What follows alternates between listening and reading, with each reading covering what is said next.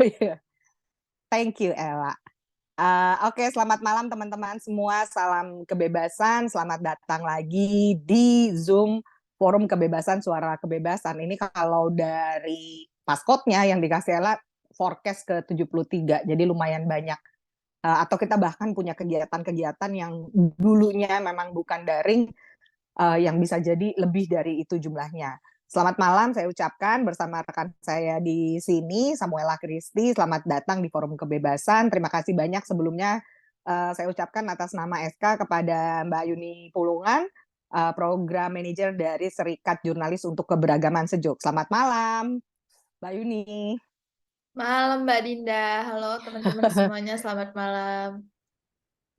Thank you untuk kesediaannya dan syukurlah sudah pulih, sehingga bisa bergabung dengan kita malam ini. Mungkin untuk teman-teman yang belum kenal Suara Kebebasan, kami adalah portal libertarian, yang ada di Indonesia sejak tahun 2015. Teman-teman bisa cek di suarakebebasan.id, berikut dengan media sosial kami di Line, FB, Twitter, IG, dan juga ada YouTube Suara Kebebasan. Jadi sebagai informasi biasanya kami akan merangkum diskusi dalam cerita yang akan kami share di media sosial kami dan juga rekamannya akan ada termasuk di YouTube Suara Kebebasan. Buat kamu-kamu yang tertarik untuk interns di Suara Kebebasan, hari ini adalah hari terakhir. Jadi kalau tertarik silahkan masukkan aplikasinya. Dan lagi-lagi topik yang ada di forum kebebasan ini cukup beragam. Kita pernah membahas soal graffiti, kita pernah membahas soal isu ekonomi global, dan juga soal reformasi penjara, dan bahkan banyak isu lainnya yang mungkin kadang-kadang bukan mainstream media. Kali ini kita juga akan membicarakan topik yang juga sangat penting jika tidak sensitif, tapi penting untuk diangkat mengenai pendidikan sejak dini, khususnya untuk kesadaran gender dan toleransi. Tidak berpanjang-panjang, saya serahkan ke managing editor Suara Kebebasan, Samuela Christy, Ella, untuk memandu acara ini. Selamat berdiskusi teman-teman, salam kebebasan. Silakan Ella. Oke, makasih Mbak Dinda atas pembukaannya. Oke, pertama-tama perkenalkan dulu, aku Samuel Christy selaku Managing Editor di Suara Kebebasan. Dan untuk forecast kali ini yang tadi udah disampaikan oleh Kak Dinda, itu kita udah forecast ke-73, maaf. Dan topik kali ini kita membawa tentang pendidikan gender dan pentingnya toleransi sejak dini. Jadi mungkin aku sekilas dulu tentang apa sih sebenarnya topik yang mau kita bawakan pada forecast kali ini gitu. Kita mau bicara soal kontroversi yang baru-baru ini terjadi gitu, di mana keberadaan toilet netral di salah satu sekolah internasional yang sempat ramai di lini masa media sosial ini kita anggap, Suara Kebebasan anggap sebagai sentilan baru bagi kondisi pemahaman masyarakat terhadap gender. Nah, berdasarkan peristiwa tersebut, itu kan kita berangkat dari kritik yang ada rawannya akan pelecehan seksual, terus juga ada sistem yang dianggap terlalu barat karena memperbolehkan adanya toilet gender netral tersebut, hingga peluang untuk menormalisasi hal-hal yang nggak normal gitu. Dianggapnya seperti itu. Nah, tidak hanya kasus soal gender yang kemarin aja, masalah mengenai eksistensi perbedaan gender sendiri itu udah menjadi perdebatan yang udah lama banget di Indonesia sendiri. Nah, um, misalnya kita sering temuin kalau kita bahas gender, itu masalah agama sering dibawa, masalah norma juga sering dibawa, atau masalah hukum di Indonesia yang mengatur dan hanya mengakui pembagian dua jenis kelamin yang ada, laki-laki dan perempuan, itu juga sering kali dibawa ketika kita berdiskusi tentang gender ini. Nah, realita yang ada ini kemudian membawa kita ke kenyataan bahwa urgensi mengenai pendidikan gender itu penting untuk dihadirkan sejak dini dengan masyarakat. Gimana pendidikan mengenai perbedaan jenis kelamin, gender, orientasi seksual, itu harusnya diupayakan agar masyarakat Indonesia itu mengerti gimana sih konsep gender yang lebih komprehensif gitu. Nah, lantas dari topik-topik tersebut, dari masalah-masalah yang ada tersebut, Suara Kebebasan mengangkat gimana sih sebenarnya seharusnya pendidikan gender ini diterapkan, gimana peran kolaborasi seluruh pihak untuk menyiapkan pendidikan gender yang matang, dan gimana sih sebenarnya toleransi itu harusnya diterapkan dalam membahas gender ini. Nah, untuk membahas mengenai hal tersebut, kita udah nih, udah ada Mbak Yuni Pulungan dari Sejuk, selaku program manajer Sejuk. Halo Mbak Yuni, kedengaran kan ya? Iya, kedengeran. Halo Kak Ella kan ya? Iya, oke. Tanpa berlama-lama lagi, aku langsung serahin ya ke Kak Yuni. Oh ya, Silakan, Kak. ngomong apa ya? Ya oke oke. Sebenarnya aku tadi kayak di ujung-ujung ini aku nyiapin eh, kayak materi pengantar dikit sih gitu. Mungkin aku bisa share kali ya. Boleh. Boleh dikasih aksesnya. Udah aku jadiin co-host sih, Kak. Oke, terima kasih. Sebentar ya.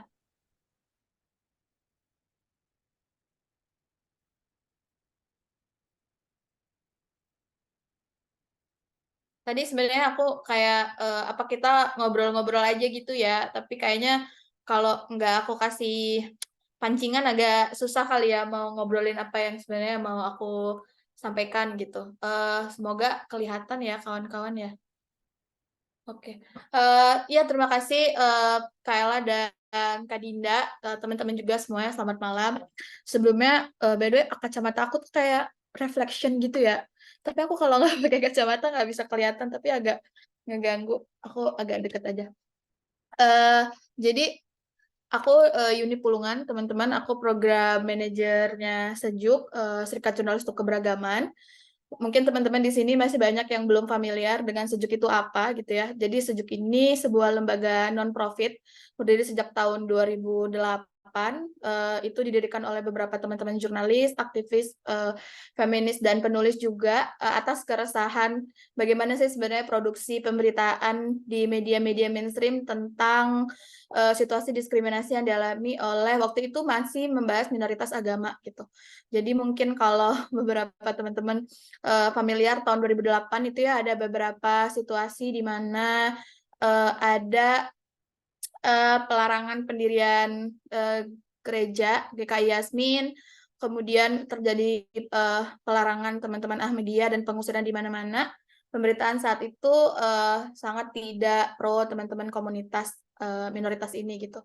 Nah, atas empati waktu itu berpikir apa sih sebenarnya bisa kita lakukan adalah Sejuk ini kemudian hingga sekarang.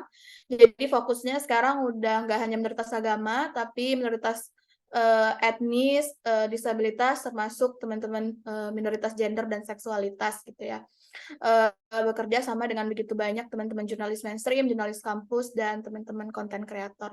Nah, jadi hari ini akan ngomongin tentang toleransi, tentang keberagaman gender dan toleransi sejak dini gitu ya. Kalau misalnya teman-teman di sini, teman-teman peserta atau mungkin kawan-kawan suara kebebasan mau interaktif, ngacung gitu ya, mau ngomong atau mau nimbrung di kolom chat atau mungkin yang nanti setelah ini akan nonton tayangan ini di platform lain gitu, mau ikut nimbrung-nimbrung nggak apa-apa ya.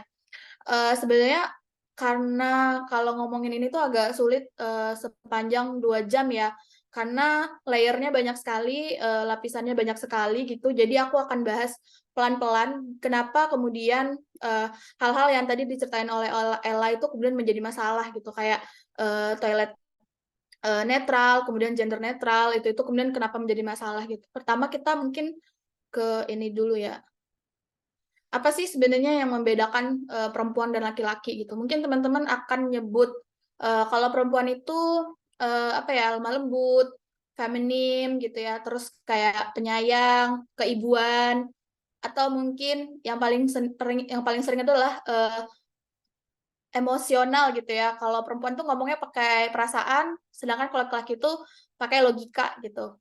Kalau perempuan sering ngomong terserah, laki-laki enggak gitu ya. Terus kalau laki-laki itu kuat gitu ya, macho, jantan gitu.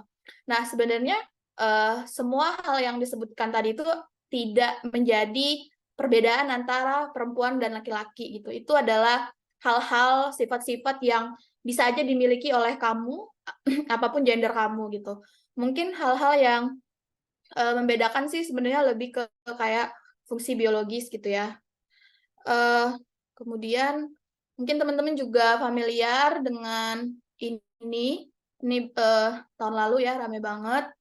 Ada salah satu brand pakaian muslim mengeluarkan iklan di beberapa platform waktu itu, termasuk sosial media. Ini saya dapatnya kebetulan yang di baliho gitu ya. Isinya jadi ini ada gambar modelnya 3 orang pakai kerudung semua, pakai jilbab lebar kayak bergo gitu ya. Kayaknya sih ini model jilbab yang mereka jual gitu ya. Terus ada teksnya, anak zaman now, rock makin di atas, prestasi makin di bawah.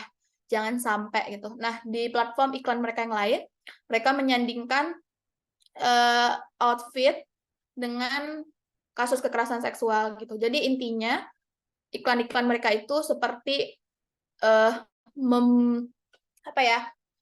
menyebutkan bahwa kamu tuh menjadi korban kekerasan seksual karena pakaian kamu tuh tidak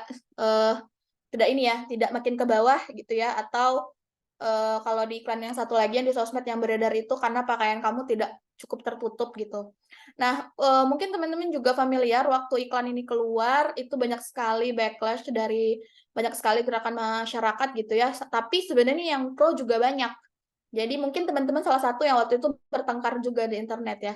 Nah, kan kalau teman-teman baca ini rock makin di atas, prestasi makin di bawah gitu. Ini membuktikan bahwa ini bahkan modelnya perempuan gitu. Jadi yang disasar adalah teman-teman perempuan yang menggunakan rok makin di atas, sudah tentu prestasinya makin di bawah gitu. Artinya dia tidak berprestasi. Dianggap bahwa perempuan yang menggunakan rok semakin pendek, semakin tidak berprestasi, semakin tidak pinter gitu ya. Kayak gitu. Kemudian teman-teman mungkin juga familiar dengan ini. Ini ada brandnya. Kayaknya harus di ini ya. Tapi ini masih ada, even aku tadi ngecek. Sebenarnya ini bukan website berita, ini tuh kayak website komunitas si brand ini gitu ya. Ini brand konsultasi kesehatan, kayak layanan dokter online gitu. Terus dia buat salah satu artikel.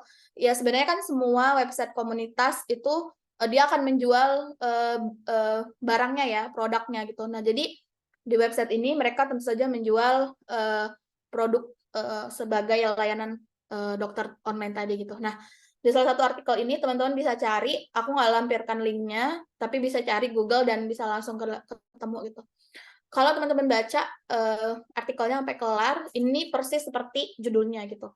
Terbiasa gaul bareng perempuan, benarkah timbulkan sisi feminim pria gitu. Nah, jadi di dalam artikelnya itu si penulisnya yang tentu saja udah di-approve oleh editornya gitu ya, dan bahkan mungkin oleh atasannya yang lebih atas lagi gitu, dan bahkan udah keluar dari tahun 2020,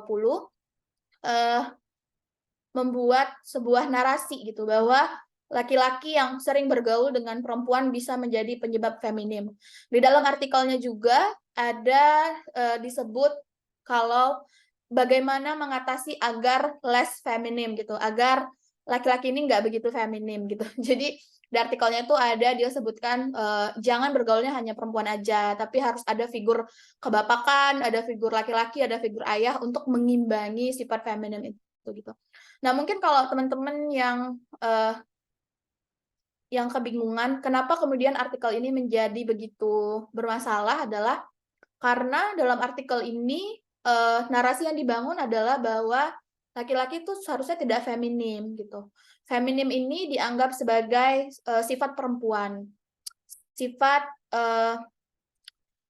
perempuan yang tidak lebih baik daripada laki-laki gitu. Jadi laki-laki itu harusnya enggak menjadi feminim gitu ya. Oke, kita lanjut lagi. Ini sebenarnya agak menjadi gambaran bahwa membangun narasi tentang kita tuh sebenarnya tanpa sadar dalam semua aspek gitu ya. Nggak hanya media sebenarnya, nggak hanya media massa dan nggak hanya media sosial, tapi bahkan media komunitas seperti ini gitu ya, yang menjadi bagian dari sebuah brand membangun narasi ke dalam otak kita tentang hal-hal apa saja yang boleh dan tidak boleh dimiliki oleh seorang perempuan dan laki-laki gitu. Nah, hal ini kemudian yang menjadi menjadi sebuah bias gitu di diri kita gitu. Itu kenapa misalnya kalau kita ketemu teman-teman transpuan gitu, teman-teman transmen atau mungkin teman-teman laki-laki yang feminim gitu atau perempuan yang tomboy, kita menganggapnya sebagai bagian dari yang tidak biasa gitu, keluar dari normativitas gitu. Jadi dianggap lain gitu. Nah, karena kita sebenarnya secara tidak sadar kita dibangun oleh semua narasi ini dari hal-hal yang kita nggak tahu gitu. Jadi kita nggak cuman dari apa yang kita follow, tapi apa yang kita mungkin nggak sengaja lihat dan apa yang orang tua kita konsumsi, apa yang saudara kita konsumsi, teman kita konsumsi gitu. Jadi secara nggak sadar kita diberi apa ya, kayak ya diberi pandangan lah bahwa ini tuh benar, ini benar, didikte gitu ya. Lanjut lagi. Nah, ini mungkin kita bisa masuk ke sini. Apa sih yang membedakan jenis kelamin dan gender gitu? Nanti teman-teman sama kayak yang tadi boleh nimbrung juga di kolom chat. Mungkin beberapa dari teman-teman udah familiar gitu ya. Kalau misalnya kita, kalau jenis kelamin itu kan biasanya dalam bahasa Inggris disebutnya seks ya. Seks itu kalau di bahasa Indonesia kan itu jenis kelamin. Tapi kalau mungkin teman-teman notice di banyak platform, apakah itu kegiatan, apakah itu kalau kita mau mendaftar website gitu, apakah kalau kita mau mendaftar layanan gitu, banyak sekali yang sebenarnya masih salah kaprah jenis kelamin dan gender gitu. Nah, ini mungkin yang akan menjadi pintu masuk kita ke apa yang tadi Ella bahas gitu. Nah, teman-teman, jenis kelamin itu adalah apa yang kita punya secara biologis gitu. Jadi ciri-ciri biologis yang kita punya yang menyebutkan bahwa kita ini adalah jantan, yang menyebutkan bahwa kita ini adalah betina gitu. Jadi misalnya kalau kayak jantan itu punya penis gitu ya, punya testikel gitu. Kalau betina tuh punya payudara, punya sel telur, punya vagina gitu. Nah, jadi dia sebutnya jenis kelamin. Itu kenapa? Kalau di Indonesia sendiri, jenis kelamin itu ditentukan oleh dokter atau tenaga kesehatan yang mungkin menangani kita dari lahir gitu ya. Nah, karena di Indonesia kita harus punya jenis kelamin, karena ada di KTP juga, ada di akte juga, ada di semua dokumentasi administrasi negara yang kita butuhkan untuk hidup di negara ini. Jadi kita harus punya jenis kelamin gitu. Nah, jenis kelaminnya ternyata cuma 2, perempuan atau laki-laki gitu. Nah, patokannya tuh dari mana gitu? Dilihatnya tuh dari jadi ciri biologisnya. Apakah ini termasuk penis atau vagina? Aku nggak tampilkan di sini, tapi teman-teman sebenarnya bisa searching. Jadi kalau misalnya ada tuh dia, kalau misalnya tenaga kesehatan tuh dia misalnya kayak melihatnya, oh ini tuh bagian penisnya kurang dari sekian sentimeter. Oh ini hitungannya klitoris gitu. Oh ternyata klitorisnya ini lebih panjang dari sekian sentimeter. Oh ini tuh sebenarnya bagian dari penis gitu. Jadi dia sebenarnya tapi sebenarnya kita tuh perlu apa ya, pemeriksaan yang lebih lanjut gitu. Karena kan dia ngecek kromosom dan lain-lain gitu ya. Nah, kalau di banyak negara sebenarnya dia ada yang bisa dibebaskan untuk kalau misalnya ternyata udah lewat 18 tahun gitu ya, usia dewasa atau usia dewasa di negara itu, dia bisa merubah gitu. Tapi ada juga yang enggak gitu ya, kayak di Indonesia. Nah, kemudian kalau misalnya dia jenis kelaminnya terlihat tidak seperti penis gitu atau tidak seperti klitoris yang pendek dan penis yang panjang banget, itu sering banget menimbulkan kebingungan gitu. Karena di administrasi pilihannya hanya 2, jadi orang tua dan tenaga kesehatan tuh jadi kayak ya udah ini yang mana nih gitu diputuskan. Kalau misalnya teman-teman familiar dengan beberapa kasus yang kayak Aprilia Manganang gitu ya, dia mengubah jenis kelaminnya, ada jenis kelamin yang disebut dengan intersex gitu. Jadi dia di tengah-tengah. Secara ciri biologis alat kelaminnya itu dia tidak panjang sekali seperti penis dan tidak panjang sekali seperti tidak pendek sekali seperti klitoris. Sebenarnya ini masih agak panjang sekali gitu ya, tapi nanti kalau misalnya teman-teman tertarik itu aku akan titipkan beberapa materi ke kawan-kawan Suara Kebebasan yang dia lebih rinci gitu ya, kayak ada jenis-jenis gender gitu. Sejauh ini tuh sebenarnya udah diidentifikasi kurang lebih 64 jenis itu ya. Jadi kayak ada jenis kelamin intersex X kromosom apa gitu. Aku nggak begitu hafal karena takut salah sebut juga. Nanti aku akan share materinya ke teman-teman Suara Kebebasan, mana tahu mau dijadikan materi buat selanjutnya gitu. Nah, kemudian gender itu apa gitu? Nah, gender itu di luar ciri-ciri biologis tadi. Jadi itu adalah bentuk yang sesuatu yang dibentuk oleh standar struktur masyarakat gitu. Jadi kalau misalnya makanya kenapa disebutnya gender itu bisa ke fungsi gender gitu. Nah, gender ini tuh lebih ke kayak apa hal-hal yang sebenarnya dibentuk oleh masyarakat kemudian ditempelkan menjadi ciri-ciri gender jenis kelamin ini gitu. Jadi misalnya kayak perempuan, gender jantan, gender betina itu dia punya rambut panjang, punya punya tubuh semampai gitu misalnya ya, punya alis yang bagus gitu. Apa sih ya? Atau misalnya kulit putih gitu, atau misalnya kayak yang ya seperti bagaimana masyarakat menggambarkan perempuan gitu, menggambarkan betina, sama seperti bagaimana masyarakat menggambarkan laki-laki gitu. Nah, kalau misalnya orang-orang yang mengalami disporia gitu, orang-orang yang mengalami uh, ketidaknyamanan gitu, kemudian saat dia lahir dia dinyatakan sebagai laki-laki gitu, sebagai perempuan, kemudian saat dia sudah bisa lebih ini ya aware gitu ya, udah lebih bisa mengerti perasaan dirinya dan merasa bahwa kayaknya aku bukan perempuan, kayaknya aku bukan laki-laki gitu ya. Dia kemudian menyebut dirinya transgender gitu, orang yang berganti jadi trans gitu ya, dari perempuan ke laki-laki itu disebut transmen atau trans laki-laki, dan pria juga bisa kalau misalnya perempuan laki-laki ke perempuan transpuan atau transwoman gitu ya bahasa Inggrisnya, kayak gitu teman-teman. Ini sebenarnya ada beberapa, ini nggak direct tentang teman-teman non-biner atau teman-teman transgender atau teman-teman LGBTIQ gitu ya, tapi ini ada beberapa hasil riset atau laporan yang dikeluarkan oleh beberapa lembaga terkait situasi-situasi yang dialami oleh teman-teman perempuan dan minoritas gender gitu. Jadi tahun 2021 gitu ya, ada kurang lebih ini Human Rights Watch HRW mengeluarkan laporan ada kurang lebih 64 peraturan terkait jilbab, baik pemaksaan maupun pelarangan untuk yang beragama Islam dan bukan beragama Islam gitu. Jadi ini untuk perempuan.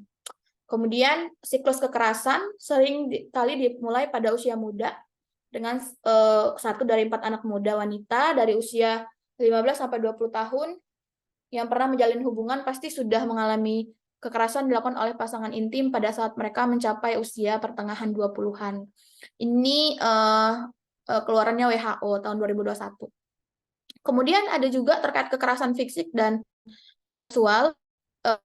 Menurut survei pengalaman hidup nasional tahun 2021, 1 dari 4 perempuan berusia 15 sampai 64 tahun pernah mengalami kekerasan fisik dan atau seksual dilakukan oleh pasangan atau bukan pasangan semasa hidupnya. Kemudian masih dari survei yang sama, tapi ini baru banget dikeluarin tahun 2022 oleh dari 38,56% perempuan antara usia 18 sampai 24 tahun mengalami setidaknya 1 jenis kekerasan fisik, emosional, dan seksual sebelum usia 18 tahun. Kemudian yang juga dikeluarkan oleh Komnas Perempuan sebagai laporan catatan akhir tahun menunjukkan bahwa terdapat kurang lebih 338.496 kasus kekerasan terhadap perempuan yang tercatat tahun 2021. Ini melampaui angka tahun 2019 sebanyak 2.686 kasus dan 2.527 kasus kekerasan personal yang dilaporkan langsung ke Komnas Perempuan pada 2021, 186 kasus yang menimpa perempuan, gadis remaja, muda, perempuan anggota ras muda perempuan, anggota ras dan minoritas lainnya, perempuan trans dan perempuan penyandang disabilitas lebih mungkin mengalami berbagai jenis kekerasan gitu ya. Jadi bisa dilihat ya, anggota remaja muda perempuan, anggota ras dan minoritas lainnya, perempuan trans atau transpuan tadi ya, dan perempuan penyandang disabilitas lebih mungkin mengalami berbagai jenis kekerasan. Ini yang juga dikeluarkan oleh SafeNet pada tahun 2022. Jadi mereka mendata jenis-jenis kekerasan, jenis-jenis serangan sebenarnya yang dialami oleh teman-teman kelompok rentan. Salah satunya adalah teman-teman perempuan dan LGBTIQ komunitas gitu ya. Jadi dari semua serangan, bentuk-bentuk serangan yang dialami oleh kawan-kawan ini adalah hampir semuanya adalah KBGO gitu. KBGO ini kekerasan berbasis gender online gitu. Kemudian impersonasi ini kayak orang berpura-pura menjadi diri kita gitu ya. Biasanya untuk tujuan yang tidak menyenangkan, apakah dia ingin ingin menipu yang basisnya finansial gitu ya, atau untuk hal-hal lain. Penyebaran konten intim non-konsensual ini kayak mungkin teman-teman juga familiar dengan istilah revenge porn gitu ya. Jadi teman-teman punya konten intim bersama partner masing-masing. Kemudian partner teman-teman menyebarkan konten itu tanpa konsennya teman-teman, tanpa persetujuannya teman-teman. Kemudian diancam gitu ya, biasanya diancam, disebarkan ke kawan-kawan terdekat, diancam ke orang tua gitu, atau sekolah, atau pekerjaan. Trolling ini biasanya kayak pakai akun-akun bodong gitu ya, peretasan akun. Kemudian dampaknya ya seperti yang kita tahu ya, kekerasan fisik, kekerasan psikis, psikologi gitu, bahkan kekerasan seksual, dan tentu saja digital gitu, karena banyak yang aset digitalnya juga kemudian jadi hilang gitu, jadi dirampas, jadi tidak punya akses. Teman-teman juga mungkin harus paham bahwa gender itu ada yang namanya gender interseksionalitas gitu. Identitas perempuan dan minoritas gender, artinya minoritas gender ini adalah gender yang dianggap tidak lebih berdaya dibanding gender lainnya gitu ya.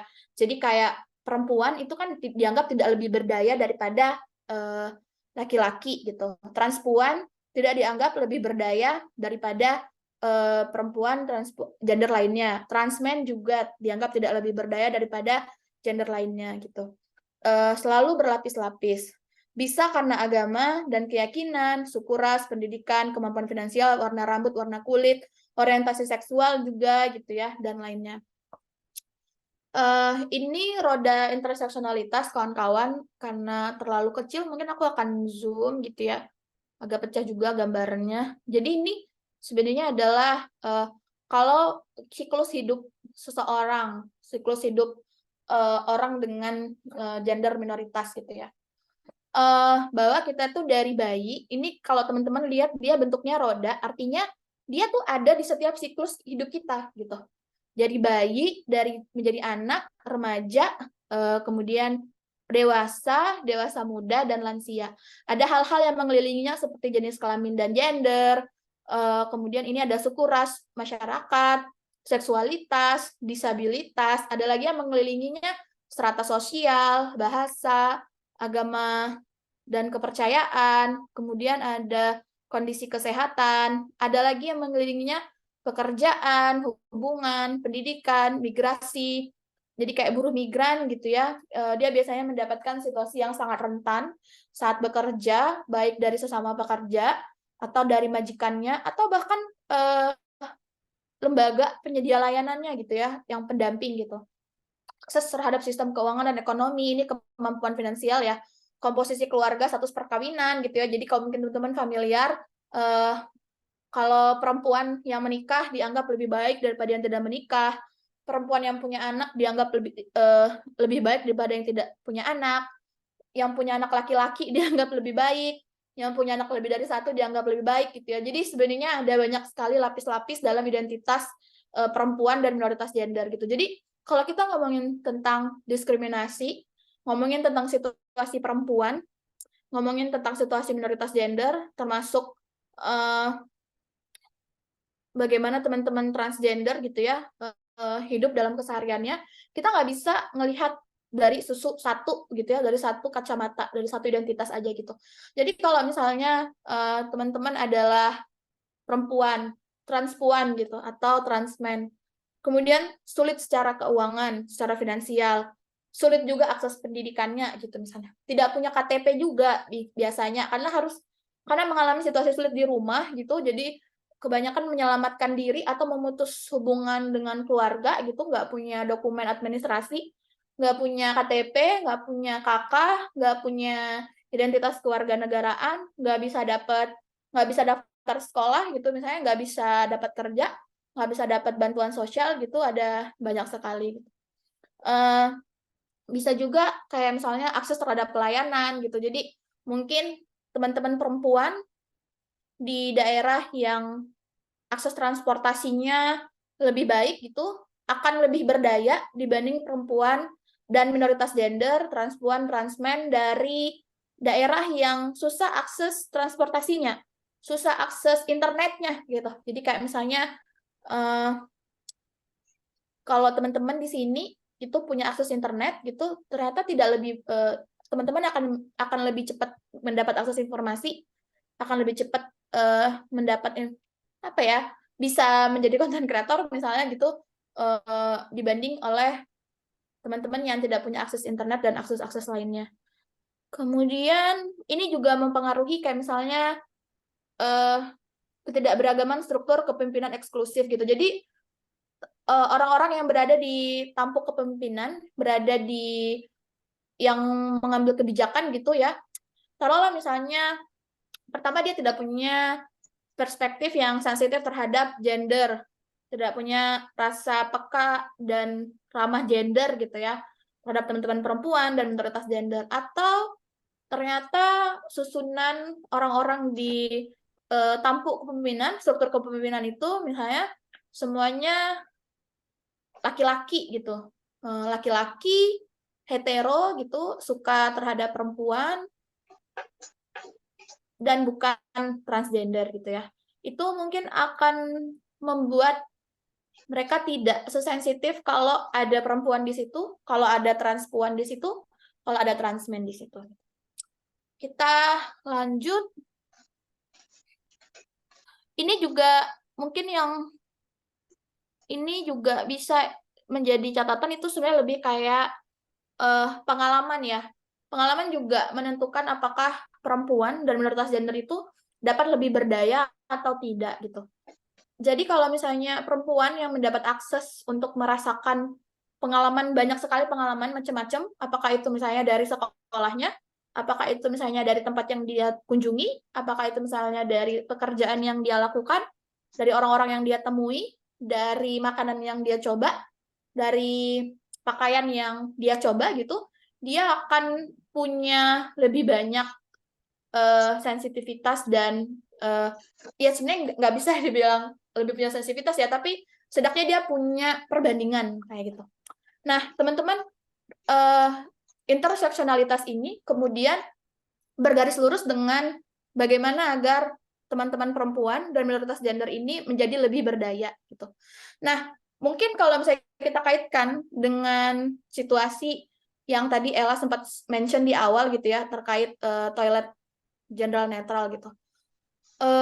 Sebenarnya kan kita juga di rumah toiletnya satu ya gitu. Mungkin kalau yang kita nggak tahu ya, mungkin kalau yang punya rezeki lebih gitu, punya toilet, maksud saya mungkin toiletnya beberapa untuk orang rumah, untuk tamu gitu, atau mungkin di lantai 1, di lantai 2, mungkin buat toilet yang ada di area luar rumah gitu. Jadi kalau ada tamu yang tidak begitu kenal, kayak strangers gitu ya, orang asing gitu, bisa pakai toilet tapi nggak perlu masuk ke dalam rumah gitu. Tapi apakah teman-teman misalnya pernah di dalam rumah gitu membedakan toilet perempuan dan toilet laki-laki gitu? Nah, sebenarnya kan situasinya sama aja gitu. Mungkin kita tuh harus melihatnya kacamatanya agak dibalik gitu ya. Kalau misalnya teman-teman transpuan atau teman-teman transmen memang seringkali mengalami kesulitan saat menggunakan toilet umum gitu. Kalau teman-teman transpuan, kan nggak semuanya melakukan transisi ya, transisi penampilan gitu. Nah, ini tuh sebenarnya kayak mungkin bagian dari stigma ya, bagian dari bias kita berpikir gitu. Kalau ya tadi tuh bagian dari sifat-sifat di awal itu, bahwa kita berpikir kalau perempuan ya harus feminim gitu. Jadi kalau udah jadi transpuan ya harus feminim juga gitu. Harus pakai rok, harus pakai heels gitu, harus pakai baju yang kita identifikasi sebagai baju perempuan gitu. Nggak boleh misalnya transpuan itu masih pakai celana, suka pakai baju yang kita identifikasi sebagai laki-laki, pakai pakaiannya yang gelap-gelap gitu. Sama juga transmen gitu. Jadi kadang tuh orang melihatnya kayak, ini tuh nggak kamu tuh setengah-setengah gitu misalnya. Padahal bagaimana orang mengekspresikan penampilannya, bagaimana orang mengekspresikan gendernya, bagaimana orang mengekspresikan seksualitasnya, ya pada akhirnya kembali aja ke diri masing-masing gitu. Kita kan nggak suka juga kan kalau ada orang ngatur-ngatur kita pakai baju apa, kita boleh pakai makeup atau enggak, kita boleh pakai warna apa gitu. Itu kan kita juga nggak nyaman gitu. Nah, kalau misalnya ada toilet gender netral atau misalnya toilet yang tidak dikategorisasi sebagai milik laki-laki dan perempuan, secara akses ini akan sangat membantu teman-teman transgender gitu. Atau teman-teman yang memang kurang nyaman. Ada misalnya karena gini, misalnya nih ada laki-laki yang dia secara penampilan gitu ya, secara tampak luar gitu feminim gitu. Nah, karena feminim dianggap tidak lebih baik daripada maskulin, jadi laki-laki yang feminim juga dianggap tidak lebih baik daripada maskulin. Itu kenapa laki-laki feminim juga hitungannya rentan gitu, termasuk gender yang rentan.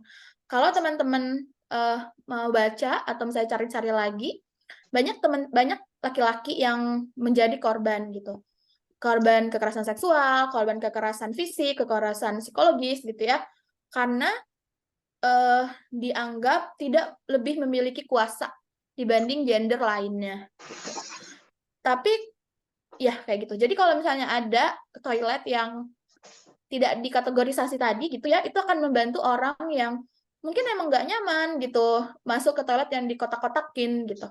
Lah kalau misalnya ternyata memang ada juga orang yang nggak nyaman masuk ke toilet yang digabung gitu ya, kenapa nggak disediain aja semuanya? Gitu. Nah ini kan pada akhirnya ke budget ya, ke budget tempat, ke budget lokasinya gitu. Artinya pihak pengambil kebijakan itu kenapa tadi kepemimpinan eksklusif menjadi salah satu faktor dalam gender interseksionalitas. Kalau misalnya dia punya rasa peka, rasa sensitif terhadap minoritas gender, dia akan bisa berpikir, akan seperti ini. Berarti budgetnya memang udah disediakan kayak gitu ya teman-teman. Teman-teman, kekerasan pada minoritas gender gitu ya, kekerasan ini nggak hanya kekerasan yang kelihatan, nggak hanya kekerasan yang berbekas gitu, tapi kekerasan yang misalnya keluar dari kata-kata kita yang kita anggap itu kayak candaan gitu. Tapi kan kata orang bercanda itu kalau dua-duanya ketawa gitu. Kalau yang satu ketawa artinya kan nggak bercanda. Mungkin kita emang harus menjadi pribadi yang lebih sensitif, menjadi pribadi yang lebih peka, menjadi pribadi yang lebih banyak mau belajar gitu. Jadi kekerasan pada minoritas gender itu seperti gunung es, hanya kelihatan di permukaannya saja, teman-teman. Ini tuh bukan tentang teman-teman sepakat atau tidak sepakat gitu ya, tentang adanya intersex, adanya minoritas gender selain perempuan gitu, bukan tentang apakah sejalan dengan nilainya teman-teman atau enggak gitu. Tapi ini tentang ya sebenarnya kalau masalah berbeda pendapat itu kan hal yang biasa ya gitu. Itulah kenapa kita terbiasa untuk diskusi gitu. Kalau nggak sepakat, kalau kurang bisa sejalan dengan value kita gitu, ya nggak apa-apa gitu.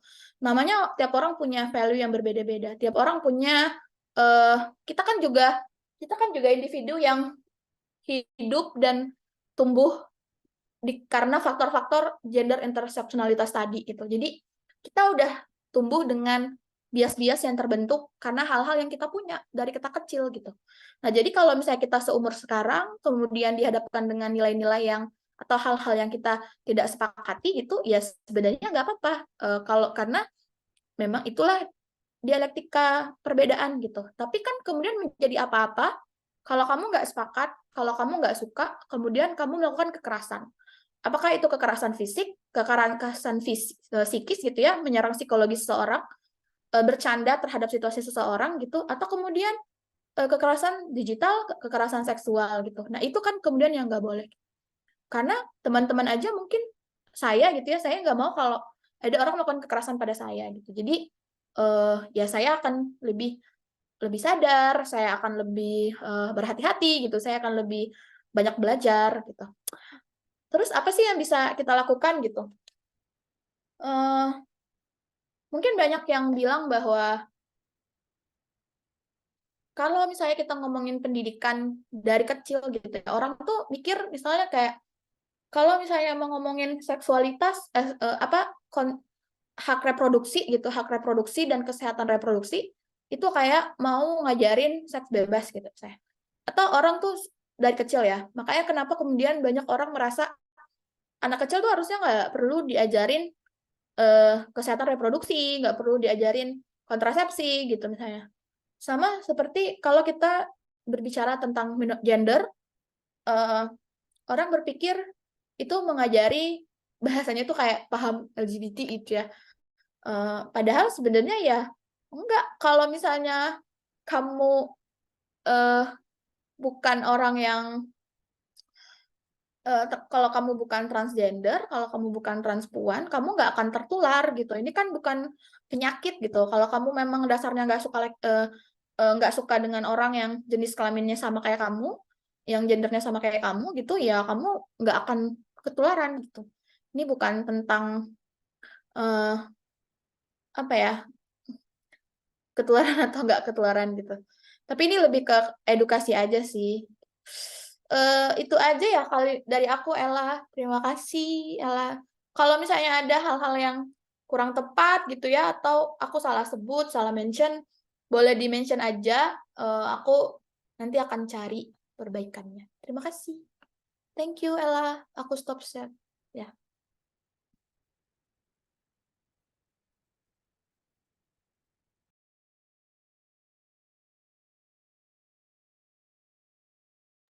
Oke, makasih banyak materinya Kak Yuni.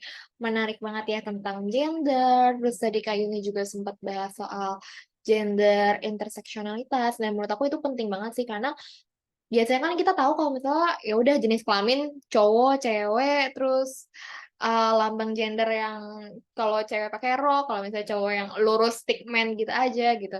Nah, ternyata di dalam pengertian perempuan, laki-laki itu di dalamnya juga banyak banget kayak aspek-aspek sosial, latar belakang keluarganya, finansialnya, bahkan itu juga saling bersinggungan gitu. Jadi nggak cuma cowok cewek, tapi di dalamnya lebih kompleks lagi gitu. Nah, oke, mungkin aku boleh nih kasih kesempatan ke teman-teman kalau misalnya ada yang mau bertanya atau memberi tanggapan ke Kak Yuni juga boleh banget raise hand atau boleh tulis pertanyaan atau tanggapan di kolom chat. Oke, mungkin sambil menunggu pertanyaannya masuk ya Kak Yuni ya, mungkin aku mau nanya dulu nih ke Kak Yuni. Kira-kira kalau misalnya tadi kan Kak Yuni juga sempat bahas ya tentang pendidikan gender di anak-anak sejak dini gitu. Kadang-kadang kita tuh nganggapnya kalau misalnya pelajaran tentang gender sendiri, biasa kan ada tuh pelajaran biologi di IPA dulu atau SD. Nah itu biasa dia jorok lah, apalah kayak masuknya kayak ke ranah dewasa gitu lah. Nah kalau misalnya menurut Kak Yuni sendiri, sebenarnya kultur sekolah di Indonesia ini udah gimana sih kalau misalnya mau menerapkan pendidikan gender ini dan sebenarnya gimana sih kesiapan mental anak itu bisa dilatih gitu untuk ya mereka perlahan-lahan nih apa ya nggak menganggap kalau misalnya eh, hal-hal reproduksi, pelajaran-pelajaran biologi yang menyangkut ke arah gender itu sesuatu yang jorok, sesuatu yang tabu gitu. Dan gimana sih sebenarnya orang tua juga seharusnya bisa mendampingi anak. Boleh Kak Yuni, silakan. Oke, terima kasih Ella. mungkin sebelumnya disclaimer juga, karena aku bukan pakar anak gitu ya, juga bukan pakar pendidikan usia dini, juga nggak punya anak, dan belum ada rencana punya anak dalam waktu dekat gitu ya. Takutnya ini ya sangat bias gitu ya dan dianggap tidak berpengalaman. Tapi mungkin aku ini aja ya, sharing aja sebagai orang yang eh, ya melihatnya dari orang yang pernah kecil gitu kali ya, pernah kecil kemudian dewasa dan berteman akrab gitu, berkelindan dalam kehidupan sehari-hari gitu dengan banyak sekali orang tua dan banyak sekali teman-teman minoritas gender.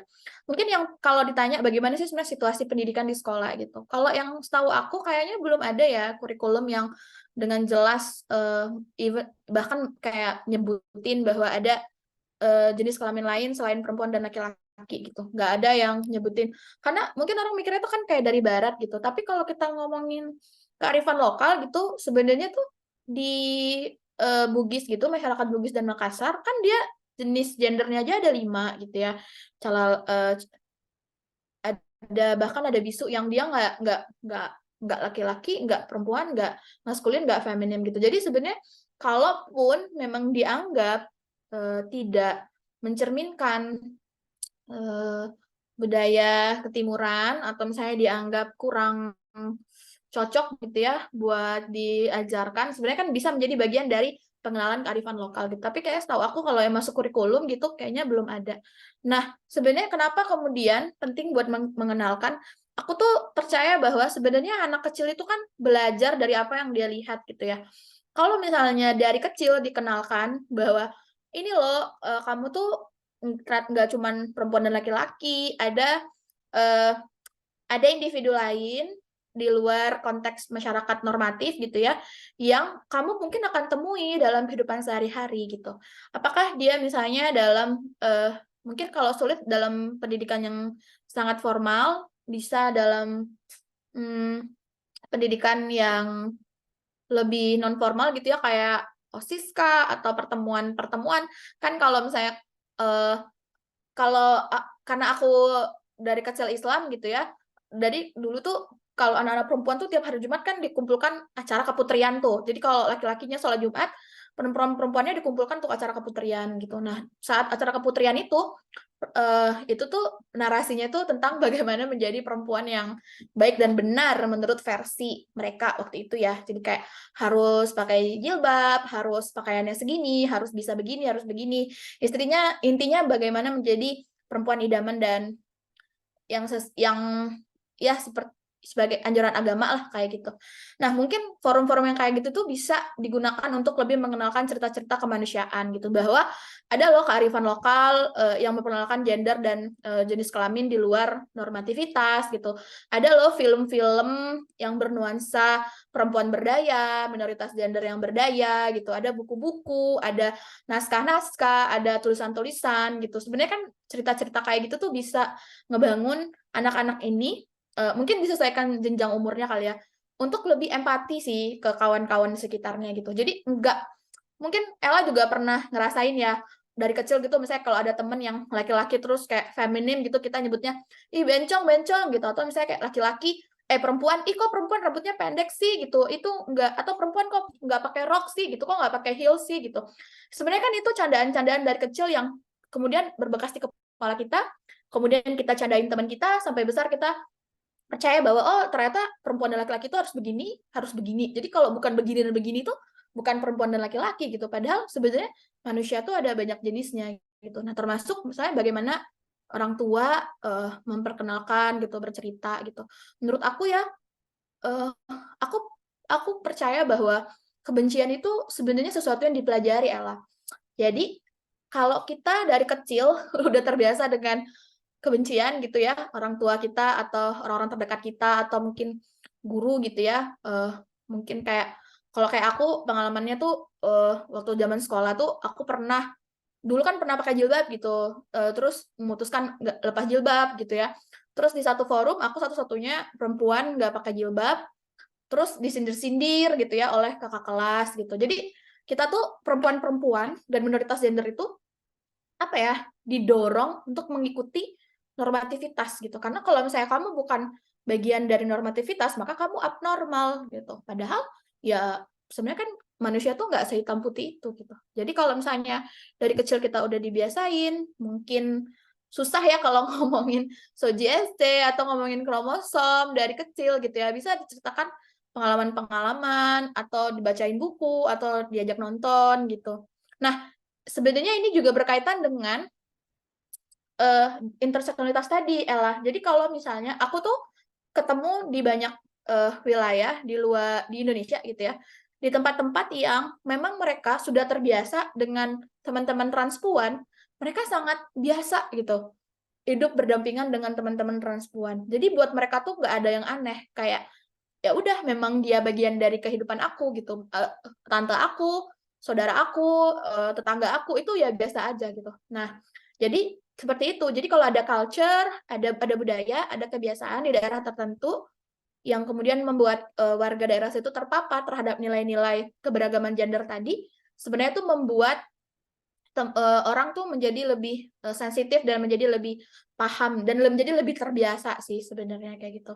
Beda dengan orang-orang yang mungkin nggak terbiasa, nggak pernah lihat, nggak pernah bersinggungan gitu ya, dia mungkin akan kaget. Kayak gitu, Ella.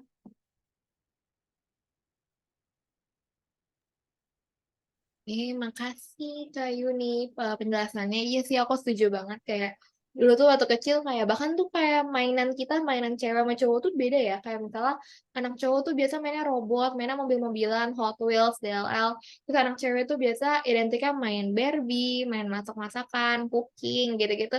Jadi kan dari situ aja beda. Terus dari kayak warna juga kan biasa tuh cowok identik warna biru, cewek identik warna pink dan ya emang ternyata dari kecil tuh udah ditanamin gender tuh harusnya begini, gender cowok tuh harusnya begini, cewek harusnya begini. Jadi ya sampai gede pun kita tertanam ya udah cewek gini, cowok gini gitu. Jadi ya akhirnya ngaruh gitu sampai gede. Aku setuju sih sama Kak Yuni tadi.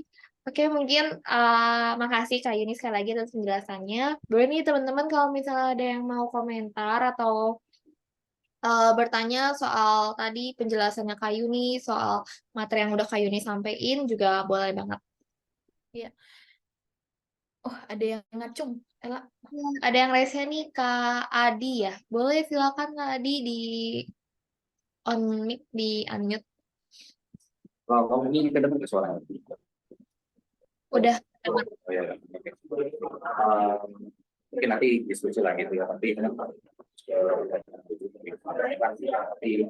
juga yang besar gitu kan masalah yang itu. Nah, saya tuh apa ya kalau melihat di media sosial di Twitter gitu ya itu kan perdebatan orang-orang Jepang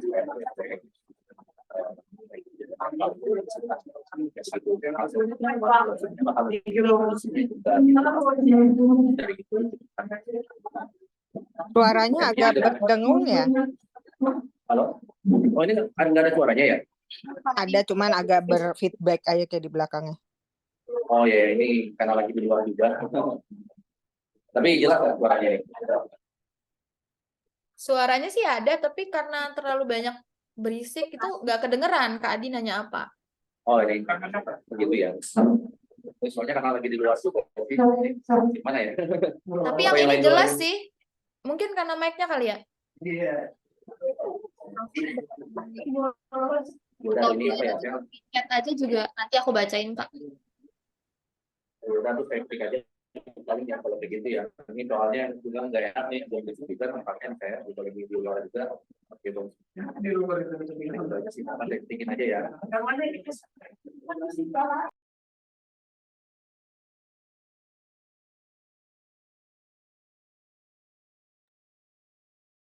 Apakah akan jadi di chat apa bagaimana, Ella? Tadi kata Kak Adi di chat Kak Dita. Boleh deh saya nanya deh lah. Di antara nih, Kak Yuni, kita mau bertanya. Ini ada juga Alia dulu deh, lah. Silakan. Apa Kak? Aman.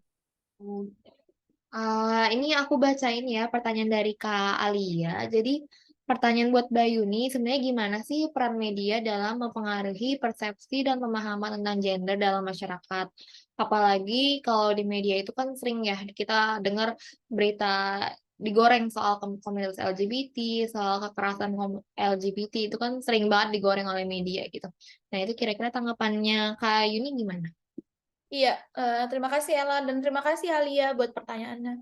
Kalau ditanya sebenarnya seberapa berpengaruh ya, itu sangat berpengaruh Alia gitu. Apakah itu misalnya pemberitaan dari media mainstream, media biasa itu atau dari media sosial? Mungkin teman-teman juga pernah ya terpapar berita. Kalau sekarang kan mungkin orang-orang udah nggak buka website portal berita ya, tapi udah kayak misalnya kalau mau buka website berita apa langsung ke akun sosial medianya. Bahkan sekarang udah pada main TikTok tuh media-media gitu. Jadi semua beritanya tuh diproduksi dalam bentuk sosial media platform gitu. Nah, ini yang kemudian banyak tersirkulasi di antara kita. Jadi banyak orang-orang yang sekarang tuh terpapar beritanya tuh lewat situ. Nah, kemudian ini tuh menciptakan industri media yang apa-apa tuh serba cepat, Ella dan Alia gitu. Jadi media tuh apa-apa tuh harus cepat. Jadi kalau misalnya ada sesuatu yang lagi rame, ada sesuatu yang lagi viral, harus cepat, harus cepat, harus cepat gitu. Karena mereka berpatokan pada traffic, berpatokan pada jumlah kunjungan, berpatokan pada jumlah klik gitu.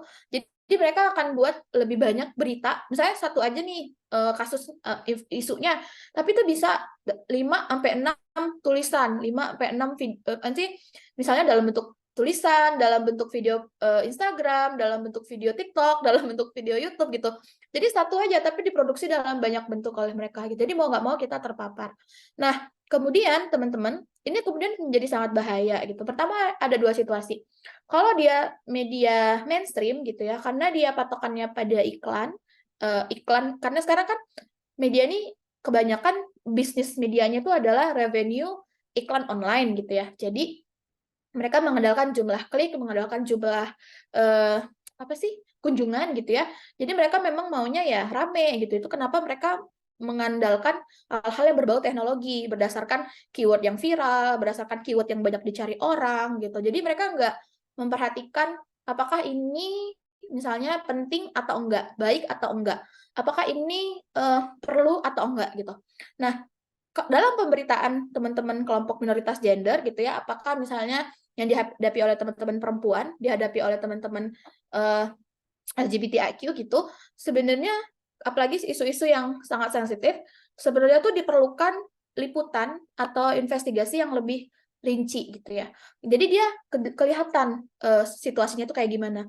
Jadi dia nggak cuma viral. Jadi kalau misalnya ngobrolin contohnya nih, misalnya kemarin waktu yang rame ada mahasiswa baru di Makassar gitu ya, yang menyebut dirinya adalah gender netral gitu, itu kan rame banget ya, viral banget gitu.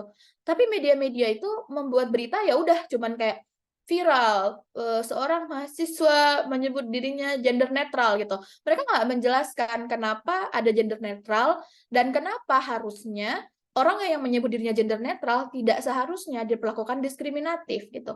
Jadi dia nggak memposisikan dirinya sebagai pemberi edukasi kepada masyarakat gitu. Nah, karena media tidak memberikan edukasi, masyarakat yang menerima informasi ya kemudian tidak terpapar oleh edukasi gitu. Jadi mereka hanya ini nih apalagi kalau misalnya ton beritanya jadi bulan-bulanan ya, jadi lucu-lucuan gitu.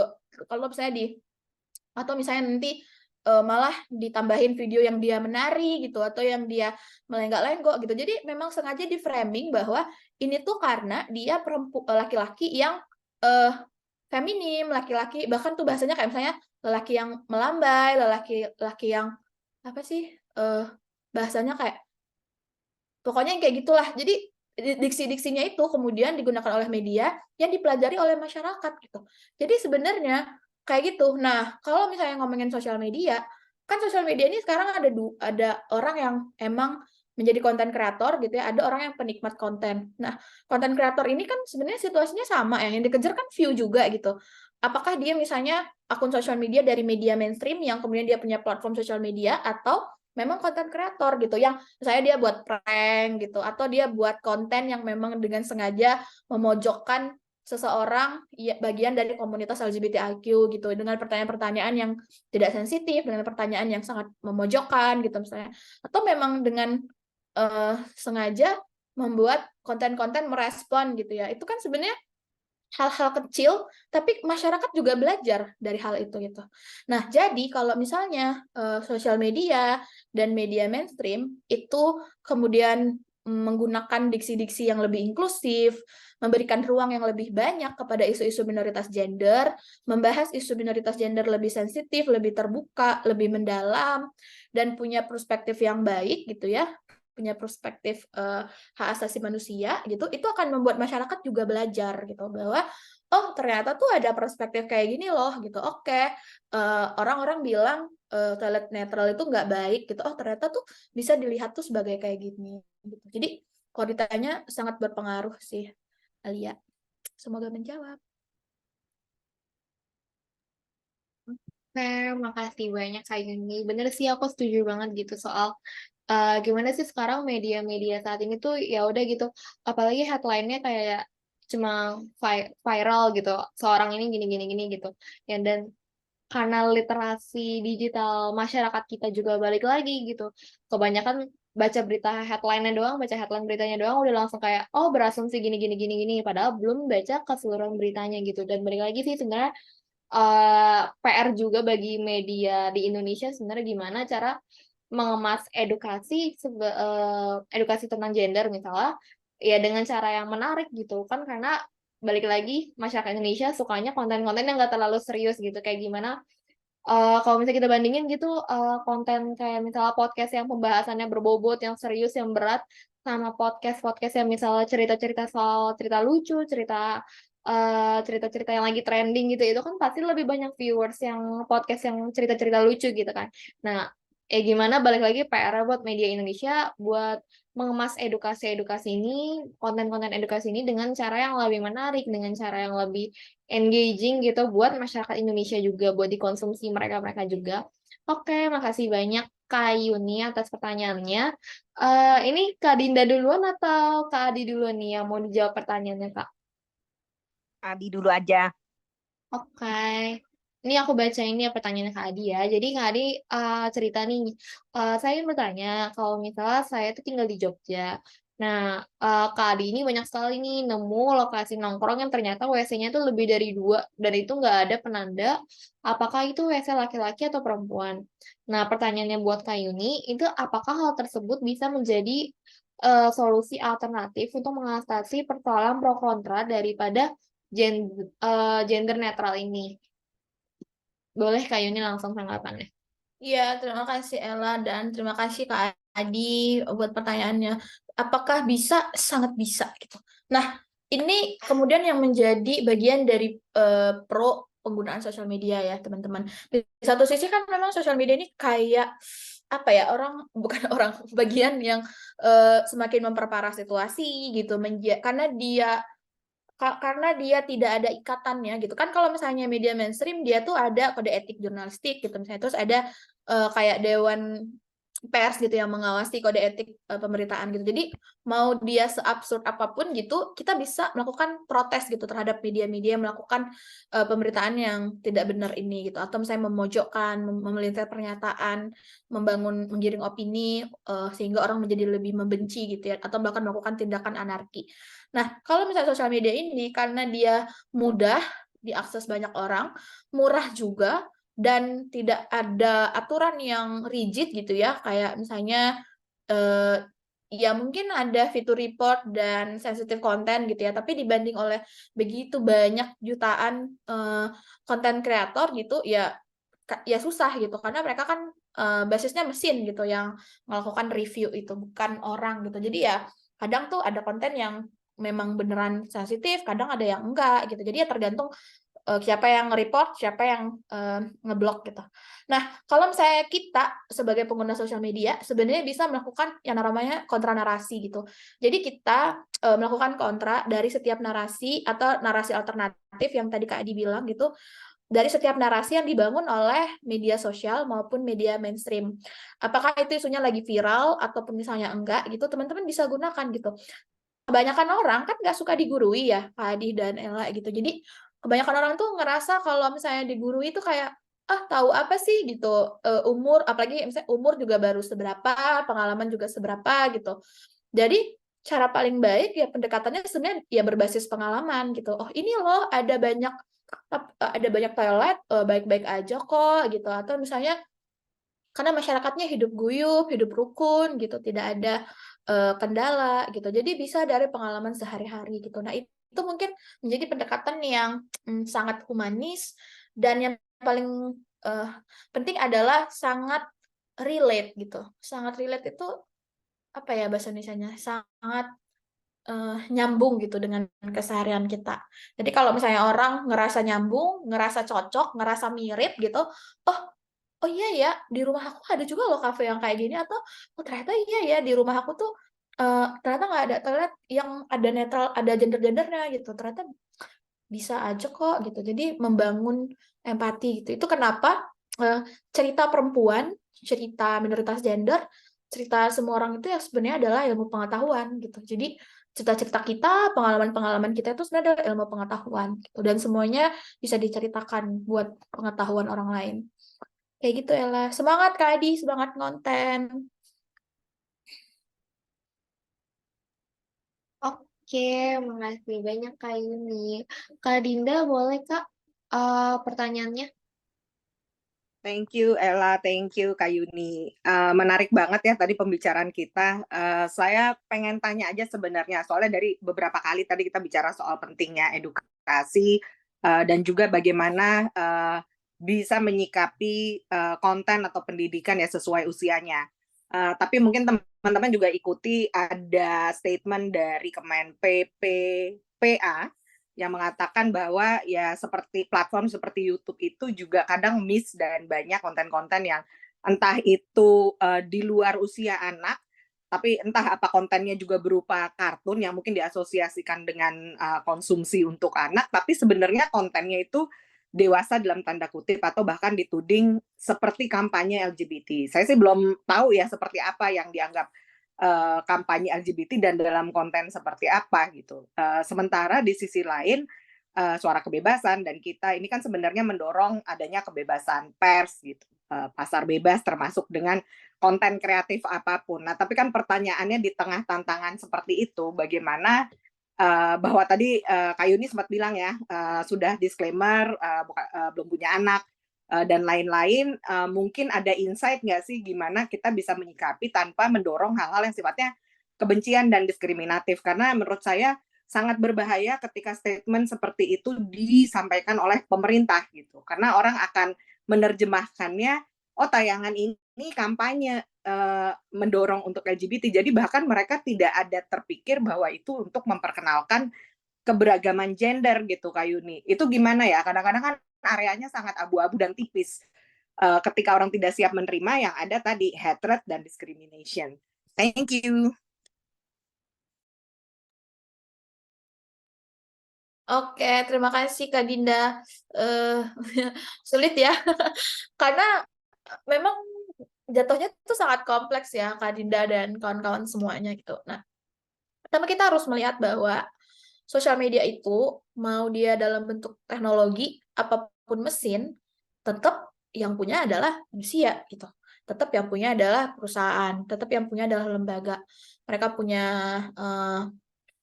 tujuan, mereka punya perspektif sendiri gitu. Nah, itu kenapa kalau misalnya kita ngomong secara struktural gitu ya, misalnya kayak YouTube gitu. Sejuk tuh pernah beberapa kali konten yang ada naungan LGBTIQ-nya itu kemudian ke-delete, live YouTube yang lagi bahas LGBT-nya itu tiba-tiba berhenti dan tidak bisa diakses. Bahkan kontennya itu restricted gitu, nggak bisa. Dan beberapa konten itu bahkan nggak bisa diiklankan gitu, karena dianggap melanggar guideline yang kita nggak ngerti guideline mana gitu ya, nggak bisa yang mereka maksud gitu. Nah, minusnya dari penggunaan sosial media itu adalah kayak gitu, karena mereka waktu itu situasinya adalah pandemi ya, jadi Sejuk kemudian berdiskusi dengan, karena YouTube ada di bawah Google Indonesia ya waktu itu, berdiskusi dengan Google Indonesia gitu, apa solusi yang bisa kami lakukan secara lembaga gitu ya, agar konten kami itu nggak di take down dan bisa diiklankan gitu. Karena kalau misalnya dibaca dan ditonton dan didengerin dengan baik-baik gitu, sebenarnya tidak ada unsur edukasi berkampanye LGBT gitu. Tidak ada unsur yang kayak kita memaksakan bahwa semua orang tuh harus sepakat atau semua orang tuh harus setuju gitu. Ya kampanye hak asasi manusia bahwa semua orang harus menghargai hak asasi manusia orang lain dan tidak melakukan kekerasan kayak gitu. Nah, kemudian waktu itu akhirnya konten kami dibuka, tapi konten yang kami ajukan aja gitu. Nah, ini situasi yang sulit karena kemudian situasi mereka adalah karena pandemi, mereka mengalami penurunan kapasitas pekerja gitu. Kemudian yang nge-review itu banyak kan mesin jadinya. Jadi mereka berdasarkan keyword. Kalau ada keyword ini ya dianggap sebagai menyalahi guideline gitu. Ini sebenarnya berlaku juga di banyak sosial media. Nah, kalau misalnya kan kalau dia mesin gitu, dia nggak kayak manusia yang dia benar-benar secara mendetil gitu ngecek gitu. Buat ini ternyata tuh tidak begini gitu. Apalagi misalnya ternyata orang yang memberikan izin gitu atau orang yang mengambil keputusan, orang yang mengeluarkan kebijakan tidak punya perspektif ramah gender dan inklusivitas gitu. Ya udah, artinya keluarlah pernyataan yang seperti Mbak Dinda sampaikan tadi gitu.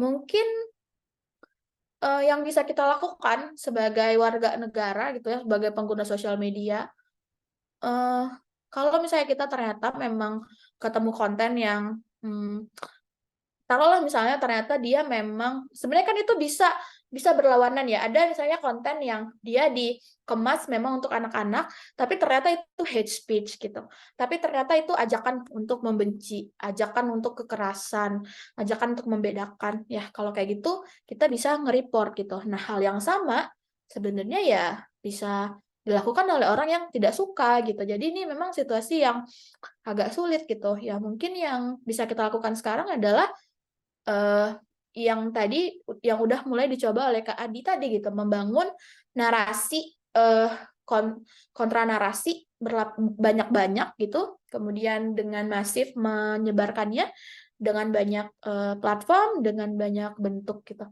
Jadi mungkin coba trial dan error kali ya, coba gitu. Oh ternyata bentuk ini tuh nggak bisa kalau pakai diksi ini tuh nggak bisa gitu. Mungkin kan kalau misalnya teman-teman perhatiin gitu ya, orang-orang tuh kan kadang tuh pakai angka gitu ya, pakai angka atau pakai apa sih namanya, simbol gitu untuk menghindari keyword tadi gitu. Jadi sebenarnya kita bisa mengakalinya dengan ternyata keyword ini tuh nggak boleh, keyword ini tuh nggak boleh kayak gitu.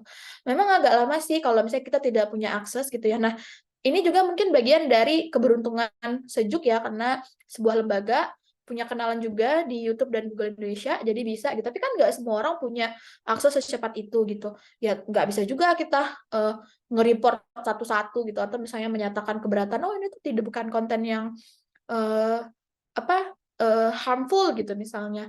Ya mungkin sampai akhirnya mereka punya lebih banyak resources untuk melakukan review yang lebih inklusif gitu dan punya sumber daya yang juga lebih inklusif gitu, mungkin kita bisa melakukan kontra narasi terus-terusan dengan penyesuaian algoritma internet tadi sih, Kak Dinda.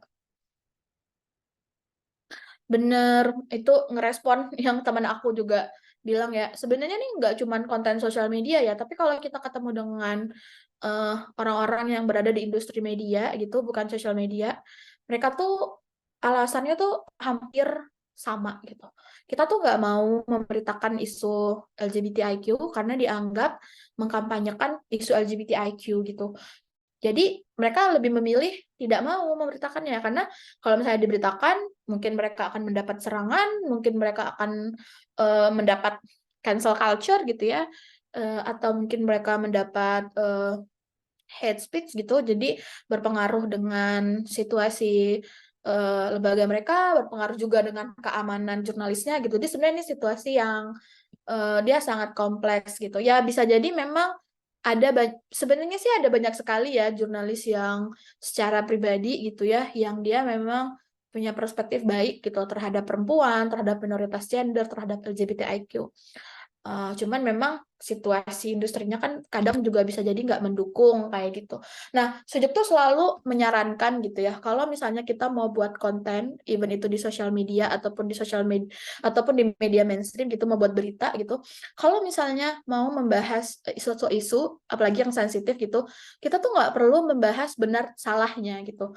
Misalnya kita mau bahas LGBT, kita tuh nggak perlu bahas apakah LGBT itu salah atau benar, apakah LGBT itu dosa atau enggak, apakah itu haram atau enggak gitu. Kita nggak usah bahas itu gitu, kita nggak usah bahas ayat-ayat agama, kita nggak perlu bahas eh, hal-hal yang eh, mendebatkan ini tuh sebenarnya benar atau enggak gitu. Ya, kita jurnalis dan kita sebagai konten kreator, kita kan bukan hakim gitu ya. Kita bukan posisi kita juga menghakimi mana yang benar mana yang enggak gitu. Kalau misalnya terjadi perdebatan oleh para tokoh agama, oleh para ahli agama gitu ya, biarlah menjadi perdebatan mereka gitu. Memang perdebatan itu benar adanya gitu. Tapi mungkin perlu juga diperhatikan porsi untuk pemberian edukasi ini gitu, bahwa ini loh ada hak-hak warga sipil yang terlanggar gitu. Saat kamu bisa sekolah dengan nyaman, saat kamu bisa pulang malam dengan nyaman, saat kamu bisa foto KTP sesuka kamu, ada orang yang gendernya lebih minoritas yang nggak bisa melakukan hal yang sama gitu. Saat kamu bisa tidur dengan nyaman gitu, ada orang yang kalau pulang malam ketakutan, ada orang yang kalau dia ke rumah sakit buat foto KTP itu harus berhadapan dengan siul-siulan, dengan pelecehan seksual dari para petugas gitu. Tapi kalau misalnya kamu laki-laki, maskulin gitu, emang kamu akan mendapatkan hal yang sama kan? Tentu tidak gitu. Jadi sebenarnya kita melihatnya dari hal-hal yang menjadi hak warga sipil aja gitu. Kalau kamu bisa sekolah, tentu orang lain harus bisa sekolah. Kalau kamu bisa dapat internet, orang lain harus punya internet gitu. Kalau kamu bisa menggunakan warna apapun di bajumu, ya orang lain juga harus bisa menggunakan baju apapun di warna apapun di bajunya gitu. Jadi ini bukan tentang benar salah, bukan tentang kamu setuju atau nggak setuju, tapi ini tentang apakah semua orang punya hak yang sama, apakah semua orang punya akses yang sama gitu ya, akses yang sesuai dengan kebutuhannya gitu, sehingga dia mendapatkan kesempatan yang sama gitu. Karena kan kalau misalnya ngomongin akses itu dia nggak harus sama ya Ella, tergantung situasinya gitu. Jadi kalau misalnya kayak aku gini, aku mungkin aksesnya beda dengan Ella gitu. Mungkin kalau misalnya perempuan itu sesama perempuan juga situasinya beda gitu. Perempuan Islam berjilbab dan tidak berjilbab beda perlakuan. Berjilbab pendek, berjilbab panjang, beda perlakuan. Berjilbab menggunakan cadar dan tidak juga beda perlakuan gitu. Apalagi yang bukan Islam, beda juga perlakuannya gitu. Atau mungkin teman-teman juga pasti udah tahu ya situasi 98 di mana terjadi pembantaian dan pemerkosaan massal. Maaf, ini trigger warning, jadi kalau ada yang kurang nyaman boleh disampaikan untuk semua teman-teman perempuan minoritas etnis Tionghoa gitu ya. Nah, ini kan kemudian menimbulkan trauma generasi sampai sekarang gitu kan. Jadi teman-teman perempuan Tionghoa situasinya tentu akan berbeda gitu dengan teman-teman perempuan dari etnis lain kayak gitu. Jadi aksesnya nggak boleh sama karena tiap orang situasinya beda-beda, tapi mendapatkan akses yang sesuai dengan kebutuhannya agar punya kesempatan yang sama. Jadi kalau aku dapat gaji, kalau teman cowok aku dapat gaji A dengan kapasitas yang sama kayak aku, ya aku juga harus dapat gaji A. Aku nggak boleh dapat gaji yang lebih kecil karena misalnya aku perempuan, aku dianggap bukan kepala keluarga, nggak harus membiayai keluargaku gitu misalnya, apalagi aku perempuan belum menikah, dianggap tidak punya keluarga yang harus diberi kasih sayang gitu misalnya. Jadi tapi kalau perempuan yang udah menikah gitu ya harus misalnya mendapat perlakuan yang lebih gitu, itu namanya tidak memberikan kesempatan yang sama dan tidak memberikan akses yang setara kayak gitu. Terima kasih Ella dan Kak Dinda. Makasih banyak Kak Yuni. Tadi aku setuju banget soal statementnya Kak Yuni yang gimana sih sebenarnya media tuh nggak harus setuju, nggak harus pro kontra terhadap LGBT, terhadap komunitas-komunitas minoritas yang ada di luar sana. Cuma ya emang gimana peran mereka sebagai media untuk mempromosikan yaitu tadi edukasi, hak-hak yang sama untuk semua manusia gitu tanpa yang membeda-bedakan, karena ya pada dasarnya mau kita minoritas, mau kita mayoritas, mau kita cewek, mau kita cowok, mau kita termasuk dalam komunitas LGBT, ya kita tetap sama-sama manusia gitu, manusia yang sama-sama punya hak sipil yang perlu dihargai, yang perlu dijamin oleh negara gitu. Oke, aku setuju banget itu soal statementnya tadi. Mungkin kalau dari Kak Dinda, apakah ada tanggapan lain atau ada pertanyaan lanjutan, Kak? Aman sejauh ini, karena isunya memang sangat kompleks, tapi tadi sempat ngobrol lah sama Kak Yuni di awal-awal gitu, betapa susahnya memang, meng-counter narasi ketika ya kalau udah ideologis memang sulit ya. Akhirnya memang, perdebatan itu tidak membawa kemana-mana dan kita akan dilihat sebagai orang yang pro. Nah itu akhirnya tadi yang dibilang Mas Towi, dibilangnya jadi pro mengkampanyekan, ya dianggapnya tidak sensitif gitu dan akhirnya nanti menjurus ke yang tadi Kak Yuni bilang, "Oh belum punya anak, lo belum ngerasain kali," kayak gitu-gitu. Padahal sebenarnya diskusi yang mau kita angkat termasuk di malam ini kan sebenarnya untuk, ya membuka kesadaran kita soal keberagaman gender dan interseksionalitas gitu. Mari kita lanjut. Thank you Kak Yuni, Ella. Iya. Terima kasih Kak Dinda. El, aku mau nambahin juga dong sedikit kenapa kemudian menjadi penting buat ngobrolin situasi dan isu perempuan dan minoritas gender dari kita kecil gitu ya. Mungkin teman-teman itu sebenarnya merespon chatnya KR ya terkait diskriminasi jilbab itu gitu. Mungkin teman-teman juga familiar ya bahwa baru-baru ini tuh ada seorang anak perempuan, siswi perempuan yang kemudian harus keluar dari sekolahnya. Ini sebenarnya satu dari banyak sekali kasus yang terjadi ya. Keluar dari sekolahnya karena dia harus pakai jilbab. Padahal dia sebenarnya bukan Islam. Jadi dia tuh agamanya agama kepercayaan gitu. Nah, kemudian yang menjadi situasinya kemudian menjadi rumit adalah ini mungkin teman-teman. Nah, di banyak situasi orang-orang tuh bilang kayak gini. Tapi kan mereka selama ini nggak apa-apa tuh, baik-baik aja tuh disuruh pakai jilbab gitu. Nah, mungkin kita bisa melihatnya ke dalam situasi yang lebih besar gitu. Apakah memang mereka benar-benar baik-baik aja atau mereka sebenarnya terpaksa gitu. Nah, kalau misalnya ini juga situasinya sama, bukan hanya orang yang nggak Islam gitu. Karena kan kalau misalnya kamu Islam pun ya harusnya intinya adalah mau kamu agama apapun, mau kamu etnis apapun, mau kamu orientasi seksualnya apapun, gendernya apapun, menggunakan pakaian, menggunakan sesuatu di tubuhmu, ya tentulah harusnya menjadi kebebasan dirimu gitu ya. Nggak boleh dilarang, nggak boleh dipaksa. Jadi kalau kamu mau pakai rok panjang, ya boleh. Kalau kamu nggak mau pakai rok panjang, ya boleh juga kayak gitu. Jadi silakan diakomodir saja oleh lembaga yang berkaitan gitu.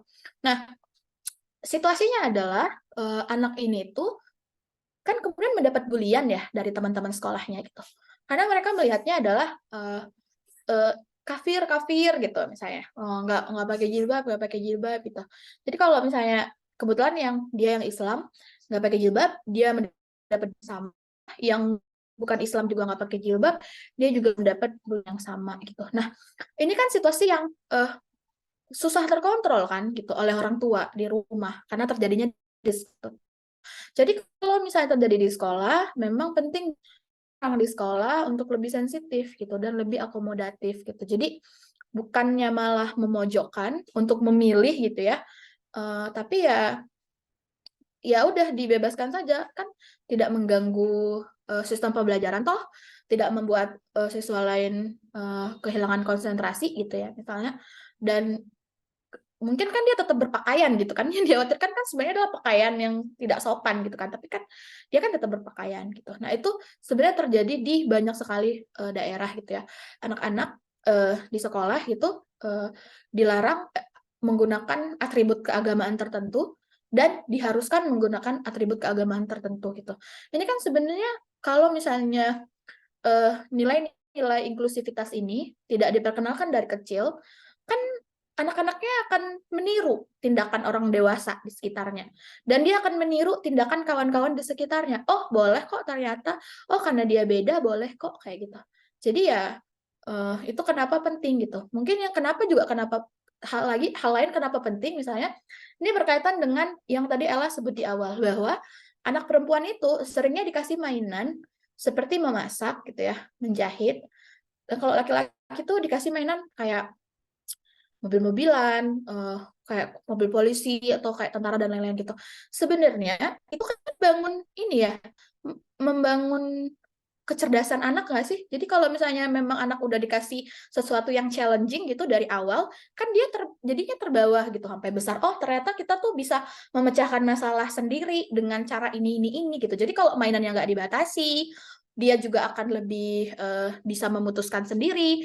Dan kalau misalnya dia dibebaskan memilih warna, dibebaskan memilih mainan, dibebaskan memilih teman gitu ya, dia akan belajar hal-hal yang mana yang cocok buat dia, mana yang enggak buat dia. Dia kan akan belajar independen, dia akan belajar rasanya punya kesempatan, rasanya diberi pilihan gitu. Mungkin beda dengan anak-anak yang enggak diberi pilihan oleh orang tuanya gitu. Jadi sebenarnya ngomongin keadilan gender gitu ya, ini sebenarnya sangat bermanfaat sih kalau menurut aku gitu. Kalau ngomongin keadilan gender kan enggak mungkin susah gitu kalau teman-teman secara value nggak setuju dengan LGBT. Tapi kalau ngomongin keadilan gender kan kita nggak tentang kamu setuju atau nggak setuju gitu. Ya ini tentang bahwa semua orang, semua gender punya situasi yang sama gitu dan harusnya diberi kesempatan yang setara gitu. Jadi menurut aku kalau misalnya anak diberi kebebasan yang lebih, mungkin diberi pilihan yang lebih banyak dan diberi tahu gitu ya situasi masing-masing, diberi tanggung jawab dari kecil gitu ya terhadap setiap pilihannya, termasuk misalnya diberi tahu bahwa teman yang pakai jilbab itu oke, teman yang nggak pakai jilbab juga oke, teman yang pakai warna teman laki-laki yang pakai baju pink oke, teman perempuan yang pakai baju hitam itu oke gitu. Mungkin mereka akan belajar bahwa oh ternyata aku punya banyak pilihan untuk nyobain banyak kesempatan kayak gitu. Ella, terima kasih.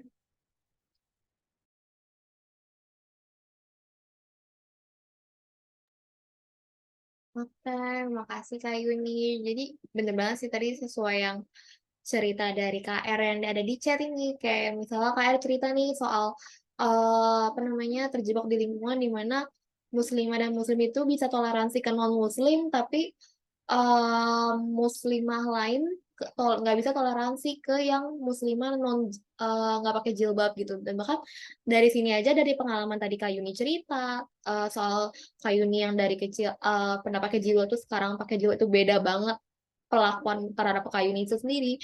Dan ceritanya KR ya apa ya kayak menurut aku nyerminin soal gimana toleransi itu nggak cuma harus diajarkan ke ke yang non, tetapi juga bahkan di dalam lingkungan antara sesama agama pun bisa terjadi intoleransi gitu. Nah, makanya menurut aku bener sih tadi yang kata Kak Yuni bilang gimana soalnya sebenarnya toleransi itu penting banget mau diajarkan sejak kecil terhadap yang beda agama atau beda pandangan, dan terhadap sesama pandangan pun kita juga ya tetap harus toleransi gitu terhadap perbedaan yang ada gitu, karena ya mau gimana lagi kita sama-sama manusia punya hak yang sama, dilahirkan dengan hak yang sama gitu, jadi ya kita berhak hidup aman, hidup nyaman gitu. Oke, makasih banyak Mbak Er ceritanya. Terus juga makasih banyak sharingnya Kak Yuni sama Mbak Er juga. Mungkin kalau misalnya ada teman-teman lain yang masih mau bertanya atau yang masih mau berkomentar juga boleh banget di chat atau langsung raise hand. Oke, sambil menunggu chat dari teman-teman lain kali ya. Mungkin aku mau tanya satu kali lagi nih sama Kak Yuni. Kira-kira dulu tuh aku pernah baca ya kalau nggak salah di luar negeri tuh ada kayaknya kalau nggak salah di Texas atau di Hawaii aku pernah baca ada hukum kebijakan yang ngatur soal perubahan jenis kelamin gitu. Jadi kayak praktik operasi bedah operasi, terapi hormonal untuk sexual reassignment itu disahkan di sana gitu. Nah kalau misalnya sebenarnya kalau dari sudut pandang Hayuni sendiri dan Sejuk sendiri, kepastian hukum penyesuaian jenis kelamin Indonesia itu sendiri kira-kira kalau diterapkan itu bakal kayak gimana ya? Dan sebenarnya uh, kepastian hukum ini urgent nggak sih menurut Hayuni? Karena kan juga menimbang soal bidang kedokteran, hukum, dan sosial masyarakat itu sendiri. Boleh Hayuni silakan. Iya, terima kasih Ella. Sebenarnya kalau perubahan jenis ini sebenarnya situasi yang kerap dialami oleh teman-teman transgender gitu ya. Mereka nggak nyaman dengan nama yang ada di KTP-nya dan nggak nyaman dengan jenis kelamin. Nah, ada 2 situasi terkait perubahan identitas di KTP ini. Yang pertama adalah perubahan nama. Kalau misalnya perubahan nama, siapapun kan sebenarnya bisa ya ganti perubahan nama. Tapi memang harus berdasarkan pengadilan kan. Jadi kayak ya udah mengajukan ke pengadilan gitu. Nah, jadi kalau misalnya Ella kalau misalnya aku gitu seorang transgender gitu, aku menjadi transman, penampilan aku masih seperti seorang perempuan normatif gitu ya, aku bisa tetap ganti nama, bisa. Kalau nama tuh bisa gitu. Yang penting disetujui oleh pengadilan. Kita tinggal pengajuan gitu. Nanti tinggal kayak ganti nama jadi apa dari apa gitu. Sebenarnya kan banyak orang yang berganti nama ya, kayak misalnya dulu kan ada kepercayaan nama ini terlalu berat jadi sakit-sakitan gitu, atau misalnya memang dia namanya tuh dokumennya tuh salah gitu, nggak konsisten gitu, itu juga sebenarnya bisa termasuk dalam situ. Jadi teman-teman transgender tuh bisa menggunakan fasilitas yang itu. Nah, yang menjadi kendala adalah perubahan jenis kelamin. Kalau di Indonesia sebenarnya ada banyak situasi, ada banyak transgender yang sudah melakukan perubahan identitas jenis kelamin di KTP-nya gitu. Cuman memang karena Indonesia KTP-nya tuh masih harus perempuan dan laki-laki, tentu dengan ciri-ciri jenis kelamin dan ciri-ciri gender ya seperti masyarakat normatif. Jadi kamu tuh harus seperti bagaimana jenis kelamin yang kamu pilih gitu. Sebentar ya, laptop aku lowbat. Oke. Jadi misalnya nih aku seorang transgender, transman gitu. Kemudian aku ingin merubah sekarang jenis kelaminku perempuan. Aku ingin merubah jenis kelaminku sebagai laki-laki. Kan aku mengajukan ke pengadilan dong bahwa aku ingin mengubah jenis kelaminku. Nah, buat pengadilan itu dia membutuhkan surat medis yang menyatakan bahwa kita memang secara ciri-ciri biologis berubah menjadi seperti jenis kelamin yang kita mau gitu. Itu kenapa misalnya kalau itu ada dua situasi lagi. Kalau dia terlahir intersex gitu, yang terlahir dikategorikan sebagai intersex, contohnya yang terkenal kasusnya adalah Aprilia Manganang gitu, dia nggak perlu nggak perlu ke pengadilan gitu, karena ada surat dan karena dia udah terlahir intersex dan ada surat medis yang menyatakan bahwa dia intersex gitu. Nah, tapi kalau misalnya bukan intersex, memang ingin melakukan perubahan jenis kelamin gitu, harus ada surat medisnya. Surat medis ini adalah di mana seorang transgender harus melakukan namanya transisi jenis kelamin gitu. Transisi ini berarti kalau misalnya kamu awalnya penis harus menjadi vagina, kalau vagina harus menjadi penis. Jadi bentuk jenis kelaminnya itu yang diubah, bentuk biologisnya. Tapi kalau fungsi biologisnya, jadi misalnya kayak ovum gitu, sel telur gitu, itu kalau sampai sekarang sih setahu aku masih belum bisa diubah ya. Tapi nggak tahu ya, namanya teknologi kan, manusia kan nggak ada yang tahu gitu. Jadi kayak gitu. Nah, di banyak situasi dokter itu memberikan surat medis. Jadi di pengadilan itu banyaklah pokoknya berkas-berkas yang harus dipenuhi. Nah, di banyak situasi oleh pengadilannya diberikan gitu, dibolehkan ini ya udah nih ada surat medis, ada saksi gitu ya, ada saksi itu kayak misalnya dari sisi psikologis gitu misalnya, terus dari orang tua, dari teman yang ketemu kita dari kecil, bla bla bla, pokoknya kayak dokumen-dokumen dan lain-lain gitu. Nah, itu kemudian oleh pengadilan dikabulkan gitu. Memang tapi ada beberapa situasi di mana sama pengadilan juga tetap nggak dikabulkan gitu. Jadi kalau ganti nama dia cenderung lebih mudah, tapi kalau ganti jenis kelamin itu sulit karena harus melakukan harus melakukan transisi jenis kelamin tadi gitu. Nah, masalahnya adalah Ella, tidak semua transgender ingin melakukan transisi. Jadi nggak semua transgender, sepengalaman aku bertemu dengan teman-teman transgender, tidak semua ingin dan bisa melakukan transisi itu gitu. Karena kan pertama biayanya besar banget gitu ya, mahal banget gitu. Jadi kalau misalnya kamu tidak mapan secara finansial dan mapan secara dukungan, support dan lain-lain gitu mungkin akan sulit ya. Tapi memang banyak teman-teman transgender yang ya udah dia nyaman saja dengan ekspresi gender dia. Dia nggak harus, misalnya kalau dia transpuan, dia nggak harus rambut panjang, dia nggak harus dadanya nggak harus besar, pinggulnya nggak harus bahenol gitu misalnya, nggak harus berlekuk seperti bagaimana perempuan digambarkan oleh masyarakat kita gitu. Jadi ya udah, aku kayak gini aja karena buat mereka yang penting itu adalah apa yang mereka rasakan gitu. Jadi kalau di Indonesia sekarang situasinya itu masih berbasis medis biologis ya, bukan medis psikologis. Jadi kalau cuman perkara trauma psikis gitu pengadilan belum bisa terima gitu. Jadi harus ada surat dari medisnya tadi yang menyatakan bahwa benar terjadi transisi. Banyak sekali sebenarnya contohnya yang udah bisa dan banyak juga contohnya yang belum bisa. Kayak gitu, Ella. Oke, makasih Kak Yuni. Ini Kak Towik dari Sejuk juga komentar nih soal penegasan jenis kelamin. Ternyata ini juga ada ya di Indonesia. Aku juga Mm-mm.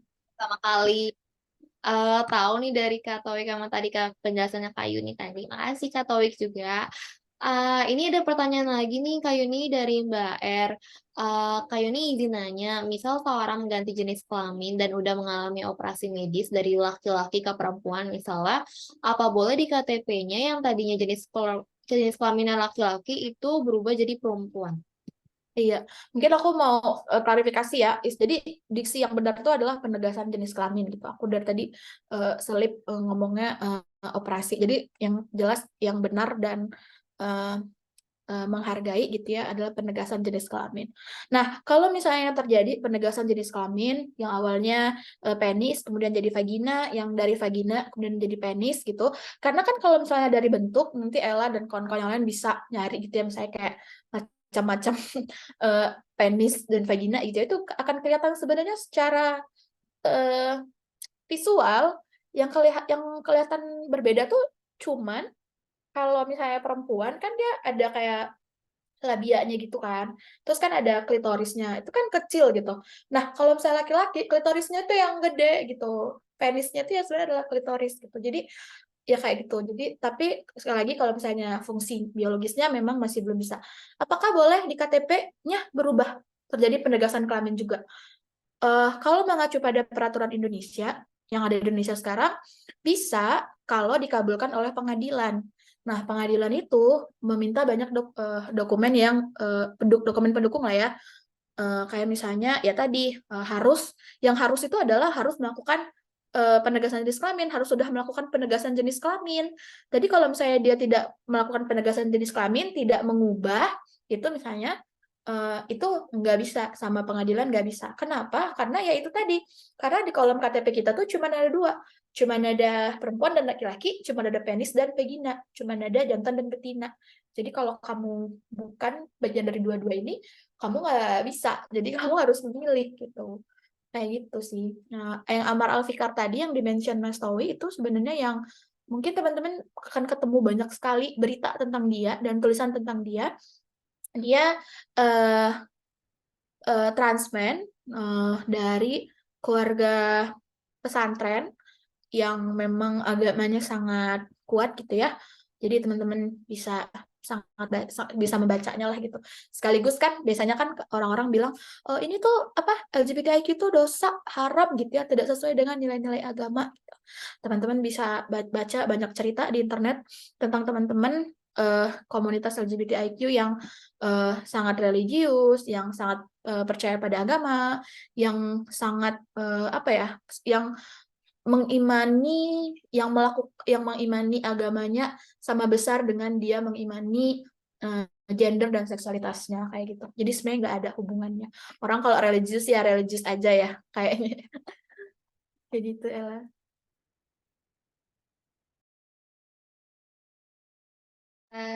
Oke, Kak Yuni dan makasih juga Kak R atas pertanyaannya. Mungkin kalau misalnya pertanyaan dari aku segitu aja cukup, kira-kira udah menjawab banget dari tadi pembahasannya. Kayu ini banyak banget kayak insight-insight yang baru yang masuk ke aku, kayak soal gender interseksionalitas, terus tadi yang penegasan jenis kelamin itu istilah baru buat aku dan jadi makin apa ya, makin menarik sih buat aku buat ngulik lebih dalam tentang gender yang kompleks ini, yang komprehensif ini, yang masih banyak lagi sebenarnya gimana ya, yang perlu diedukasi sebenarnya ke masyarakat. Oke, kira-kira kalau misalnya udah nggak ada pertanyaan lagi dari teman-teman dan mengingat waktunya juga sudah hampir pukul 9, aku boleh nih minta satu closing statement dari Kak Yuni soal apa sih topik yang kita bahas hari ini. Oke, terima kasih Ella. Kalau closing statement apa ya? Ya intinya adalah eh, jangan pernah ini ya, jangan pernah menutup diskusi aja gitu. Kadang orang tuh kayak, aduh males banget ngobrol, itu kayak mentok lagi dia nggak akan sepakat dengan aku, udahlah kepala batu dan lain-lain gitu ya. Tapi kalau misalnya tapi memang itulah esensi diskusi teman-teman. Intelektual tuh berangkat dari diskusi. Beda pendapat biasa, beda pemahaman biasa, eh, budayakan berdiskusi, yang penting no violence, tidak ada kekerasan. Mungkin buat teman-teman kalau misalnya tertarik dengan isu minoritas gender juga dan tertarik dengan banyak minoritas komunitas, boleh follow Sejuk di @kabarsejuk di beberapa platform. Kami sering update tentang isu-isu itu. Semoga menjadi media pembelajaran bersama dan kami terbuka kalau teman-teman punya isu apapun, termasuk dari daerah teman-teman juga yang mungkin agak takut gitu ya kalau bahas di platform masing-masing gitu, nggak apa-apa, Sejuk udah biasa diserang haters, jadi silakan di DM aja usulan isunya. Terima kasih banyak Ella juga dan terima kasih banyak Kak Dinda, terima kasih Suara Kebebasan juga, thank you. Hai, makasih Kak Yuni dan Sejuk terutama. Boleh nih teman-teman yang misalnya belum kenal Sejuk, belum follow Sejuk, boleh di-follow nih yang tadi Kak Yuni udah sebutin yang tentang platform Sejuk. Boleh cerita-cerita, sharing-sharing sama Sejuk, nanti di-follow. Oke, kalau dari Kak Yuni udah sekian. Kalau dari Kak Dinda, ada closing statement Kak? Boleh Kak, Wah, silakan. kenapa jadi ada closing statement juga kena nih. Thank you banyak Ella, Kak Yuni dan juga sahabat kebebasan yang sudah hadir di sini. Membayangkan bisa punya diskusi yang asik, membicarakan hal yang asik di ruang nyaman, dan bersyukurlah kita masih ada kebebasan kita untuk hal itu, sehingga kita bisa berpikir lebih sehat, non-violent seperti yang tadi dikatakan oleh Kak Yuni. Tadi saya juga ada threads Twitter di akun bebas.id, silakan teman-teman cek di situ, dan nanti akan ada cerita juga dari Ella dan rekaman dari diskusi kali ini. Lagi-lagi terima kasih banyak dan silahkan juga follow akun media sosial kami dan cek juga website kami nantinya. Dan feel free juga untuk berdiskusi ya, karena itu yang membuat kita juga sehat dan lebih paham soal bagaimana memanusiakan manusia dan menjunjung tinggi HAM kita bersama-sama. Dan saksikan juga nanti banyak kegiatan SK lainnya, baik Liberty Talks maupun forum kebebasan serta artikel-artikel kami yang menarik lainnya. Terima kasih banyak juga nih teman-teman yang sudah berpartisipasi di malam Sabtu. Ini luar biasa nih ya Ella ya. Bukan soal jumlah orangnya tapi bobot diskusinya, dan Mbak Yuni juga yang semangat memberikan insight-nya dari pengalaman teman-teman Sejuk, juga ada Mas Taufiq juga di sini, Mbak Kak Adi juga tadi ya, Kak Alia juga, dan teman-teman lainnya. Saya kembalikan ke Ella untuk foto bersama kita ya. Thank you. Si Kak Dinda, mungkin kalau misalnya closing statement dari aku juga hampir sama-sama sama kayak Kak Yuni dan Kak Dinda gitu terakhir. Gimana sih soal kita membudayakan diskusi, membudayakan saling memberi edukasi, bertukar pikiran, nonjok-nonjokan ide itu nggak apa-apa banget dan sehat banget dalam apa ya, dalam budaya diskursus kita gitu. Bahkan kalau misalnya tadi Kak Yuni udah sharing, terus ada yang Mbak Er juga sharing, pertanyaan-pertanyaan dari teman-teman itu juga membuka pemikiran aku juga tentang diskusi kita kali ini tentang gender, dan balik lagi mungkin untuk membekali diskusi kita, untuk membekali supaya diskusi kita makin sehat ya, balik lagi yang tadi Kak Yuni sampaikan kalau misalnya kita juga perlu menerapkan toleransi gitu untuk dalam diskusi kita. Oke, mungkin kalau dari aku sekian. Terima kasih Mbak Yuni, terima kasih teman-teman semua yang udah hadir di diskusi forum kebebasan kali ini. Mungkin kalau misalnya nggak keberatan, teman-teman yang mau on cam untuk kita foto bersama, boleh on cam dulu ya.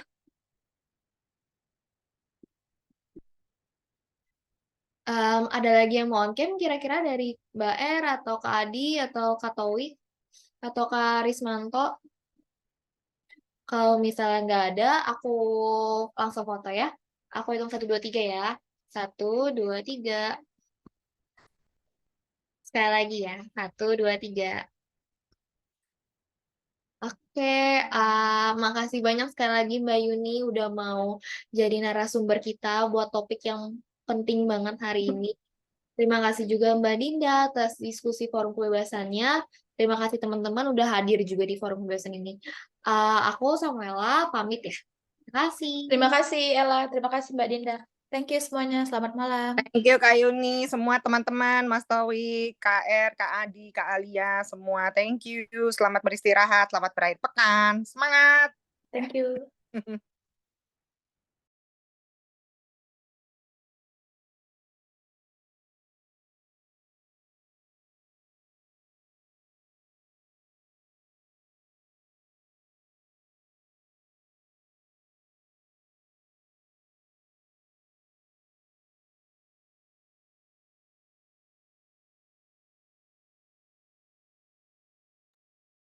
Sudah recording stop, Ella. Iya, benar Pak.